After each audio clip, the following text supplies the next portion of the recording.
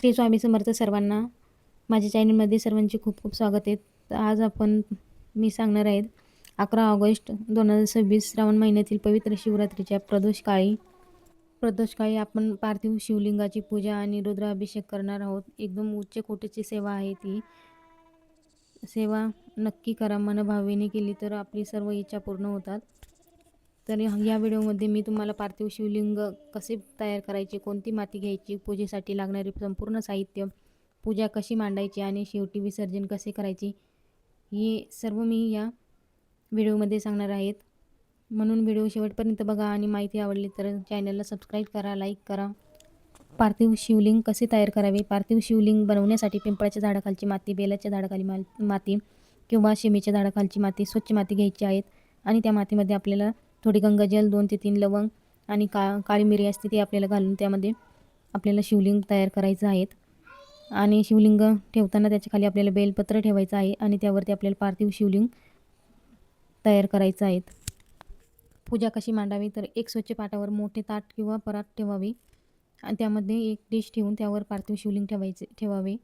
इथे मी पार्थिव शिवलिंग तयार करून घेतलेले आहेत. तुम्ही बघू शकता.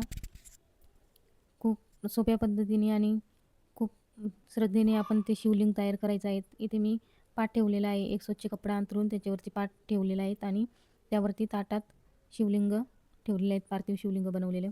साईडने इथे रांगोळी काढून घेतलेली आहे आणि सर्व पूजेचं साहित्य आपल्याला मी तुम्हाला इथे सांगणार आहे. तर व्हिडिओ शेवटपर्यंत बघा आणि चॅनलला सबस्क्राईब केलेले नसेल तर सबस्क्राईब करा. रुद्राभिषेकाचे महत्त्व. महादेवाची पार्थिव शिवलिंगावर प्रदोषकाळी केलेली पूजा आणि रुद्राभिषेक हे अत्यंत पुण्यदायी आणि फलदायी मानलं जातं. आपण खूप मनापासून आपण ही सेवा करायची आहे. ऑनलाईन 11 तारखेला पूजा आहे ती. तर आपण सर्वांनी सहभाग घेऊ आणि पूजा करू. खूप श्रद्धेने करायची आहेत. महाशिवरात्रीच्या दिवशी आपली पूजा जर ऑनलाईन जर आपण केली नाही किंवा इतर दिवशी पण आपण प्रदोषकाळी आपण ही पार्थिव शिवलिंगाची पूजा करू शकता. ज्या दिवशी शिवरात्र असेल त्या दिवशी आपण ही पार्थिव शिवलिंग तयार करायचं आहे आणि पूजा करायची आहेत. मी 2 ते 3 वर्षापासून ही पूजा करते. माझा खूप चांगला अनुभव आहे म्हणून मी तुमच्यापर्यंत ही पूजेची माहिती शेअर करत आहे. तर तुमची काही अडचणी असेल तर ही नक्की पूर्ण होतील. इथे मी तुम्हाला साहित्य सांगणार आहेत. इथे साहित्य घेतलेलं आहेत. इथे हळदी कुंकू आणि अक्षदा आणि पिवळं चंदन ते घेतलेले आहेत. आपल्याकडे जेवढे साहित्य असेल तेवढेच आपण पूजा करायची आहेत. असं नाही की सर्व साहित्य पाहिजे आपल्याला. फक्त मनोभावे आपल्याला ही प्रदोष काळाची पार्थिव शिवलिंगावरती आपल्याला पूजा करायची आहे. इथे अबीर घेतलेला आहे, भस्मसारखा असतो तो व्हाईट. इथे गुलाल घेतलेला आहे आणि 2 दिवे घ्यायचे आहेत आपल्याला. एक आपल्याला आरतीसाठी आणि एक अखंड दिवा लावायचा आहे. दोन्ही पण दिवे आपल्याला फुलवातीचेच करायचे आहेत कारण की आपल्याला पार्थिव शिवलिंगाची पूजा करायची, रुद्राभिषेक. आपण महादेवाची पूजा करणार आहोत म्हणून फुलवात लावणार आहोत. आणि आपण माता लक्ष्मीची जर पूजा करत असेल तर आपण लंबीवातीची दिवा लावायचा असतो. इथे मी एक दिवा पूजेसाठी आणि एक दिवा, एका दिव्याची आपल्याला अखंड ज्योत लावायची आहेत. आणि इथं गाईचं कच्चं दूध घेतलेलं आहे.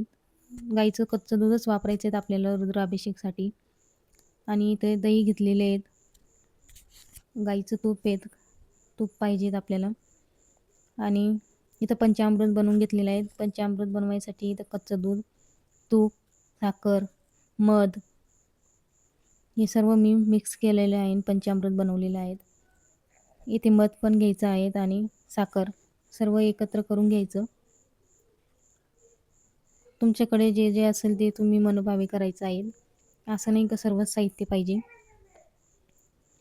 फक्त श्रद्धेने करायचे आहेत मनापासून. इथे साखर घेतलेली आहे, काळी तीळ घेतलेली आहे, चिमूटभरच लागते.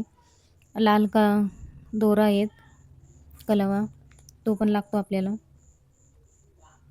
काळे तीळ, अक्षदा पण घ्यायच्या आहेत आपल्याला. साईडला अक्षदा लागते पूजेसाठी एका वाटीत. आणि वस्त्र पण घ्यायचे आहेत, व्हाईट दोरा वस्त्र. इथे आपल्याकडे लाल फुले नसेल तर गुलाबाची फुले असतात आपल्याकडे, जे फुलं असेल ते, पण लाल असेल तरी चांगलं. पाकळ्या वाहिल्या तरी चालतात म्हणता. इथे दक्षिणा घेतलेली आहेत, तिथे दक्षिणा ठेवावं लागते आपल्या पूजेच्या टायमाने. आणि दुर्वा घेतलेले आहेत, 2 दुर्वाचे 21-21 जोडी, 2 दुर्वाचे. आणि इथे 7 लवंग घेतलेले आहेत. आपल्याला लवंग तिथे महादेवाला व्हायचे राहील आणि विडा पण बनवायचा राहील, त्यासाठी लवंग लागते. 21 दाणे गव्हाचे घेतलेले आहेत, मोजून ठेवायचे आहेत आपण पहिलेच वाट्यांमध्ये, पूजेच्या टायमाने होत नाही. इथे 108 तांदळाचे दाणे घेतलेले, अख्खा दाणा पाहिजे, तुटलेला नाही घ्यायचं आहेत आपल्याला. ते काळे मिरे घेतलेले आहेत 21. आणि विड्याची पानं घेतलेली आहेत, महादेवासाठी आपल्याला पूजा करताना विडा बनवायचा राहील, त्या तर 2 विड्याची पानं घेतलेली आहे. आणि सुपारी घेतलेली आहेत, पूजेची सुपारी ते लाल 3, ते आपल्याला एक गणपती बाप्पाची आणि एक गौराई आणि एक संकल्पासाठी लागणार आहेत. आणि कमलगट्ट्याची मणी घेतलेली आहेत, आपल्याकडे कमळाची फुलं नसतात म्हणून कमलगट्ट्याची मणी.